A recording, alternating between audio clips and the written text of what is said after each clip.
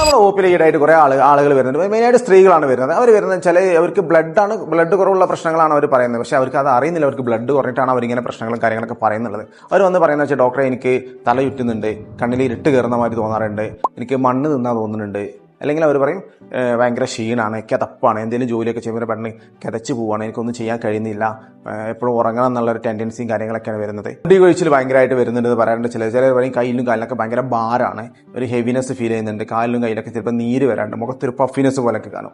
ഇങ്ങനെയൊക്കെ വരുന്നത് നിങ്ങൾ മനസ്സിലാക്കണം, നിങ്ങൾക്ക് ബ്ലഡ് കുറവുന്നുണ്ട്. അപ്പോൾ അടുത്ത് നമ്മൾ ബ്ലഡ് കുറവുണ്ടെന്ന് മനസ്സിലാക്കി കഴിഞ്ഞാൽ നമ്മൾ വെറുതെ ഒരാൾക്കും ബ്ലഡ് കുറയില്ല. അപ്പോൾ അതിനൊരു കാരണം ഉണ്ടാവും. ആ കാരണം നമ്മൾ ഫൈൻഡ് ഔട്ട് ചെയ്യണം. ആ കാരണം എന്താണ് ഫൈൻഡ് ഔട്ട് ചെയ്ത് അതിനനുസരിച്ച് കറക്റ്റ് ട്രീറ്റ്മെൻറ്റ്സ് കൊടുക്കണം. എന്നാൽ നമുക്കത് കറക്റ്റായിട്ട് ക്യൂർ ചെയ്യാൻ പറ്റും. അല്ലെങ്കിൽ നമ്മളിപ്പോൾ ബ്ലഡ് കുറവുള്ള ആൾ ബ്ലഡ് കൂടാനുള്ള മരുന്ന് മാത്രം കഴിച്ചുകൊണ്ട് ഒരിക്കലും അതിൻ്റെ ഒരു ക്യൂർ ആവില്ല. അപ്പോൾ താൽക്കാലികമായിട്ട് ഇവർക്ക് ബ്ലഡ് കൂടിയെന്ന് വരും, പക്ഷേ അതിൻ്റെ ഒരു കോസ് ഉണ്ടാവും. അത് നമ്മൾ ഫൈൻഡ് ഔട്ട് ചെയ്യണം. നമുക്ക് രക്തം കുറയാനുള്ള ഒരുപാട് കാരണങ്ങൾ. അതിൽ മെയിനായിട്ട് ഒന്ന് വരുന്നത് നമുക്ക് എന്തെങ്കിലും പോഷകക്കുറവാണ്. നമ്മൾ ശരിക്കും അയൺ റിച്ച് ആയിട്ടുള്ള ഭക്ഷണങ്ങൾ കഴിക്കാതിരിക്കുക, അൾസർ പോലത്തെ അസുഖങ്ങൾ വരിക, പെട്ടെന്ന് ബ്ലഡ് കുറയുന്നുണ്ടെങ്കിൽ നമുക്ക് ക്യാൻസർ പോലത്തുള്ള അസുഖങ്ങൾ ഉണ്ടാവാനുള്ള ചാൻസർ ഉണ്ട്. അപ്പോൾ അസ്ഥിരിക്കം പോലത്തുള്ള അസുഖങ്ങളുണ്ടെങ്കിൽ ബ്ലഡ് കുറയും. പിന്നെ സിക്കിൾ സെൽ അനീമിയ എന്ന് പറഞ്ഞ അസുഖങ്ങളൊക്കെ ഉണ്ട്. അങ്ങനത്തെ അസുഖങ്ങളൊക്കെ വന്നു കഴിഞ്ഞാൽ നമുക്ക് ബ്ലഡ് വളരെ ശരീരത്തിൽ കുറവായിരിക്കും.